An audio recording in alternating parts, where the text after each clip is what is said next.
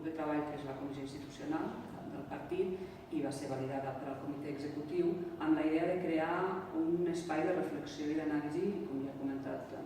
abans, crítica que permeti fer-ho amb temps i amb la participació de persones enteses i de persones pròpiament ja nostres també enteses però que coneixen potser més a fons la realitat andorrana i poden fer precisions sobre aquest tema. És un embrió, és una primera jornada, està concentrada en un dia i si la voluntat és de continuïtat, la idea seria enfortir-la per convertir-la en una cita anual que permetés debat sobre diferents temes. No hi ha temes previstos més enllà del que han triat aquest any, però evidentment us podeu imaginar que el ventall temàtic pot ser molt ampli. Per tant, és això, creació d'un espai de discussió i de debat que permeti compartir diversos punts de vista, tenint aquestes visions que jo sempre n'he dit calidoscòpiques, però que volen dir que cadascú porta des del món que coneix el que li sembla més interessant i dedica temps amb tranquil·litat a parlar-ne. I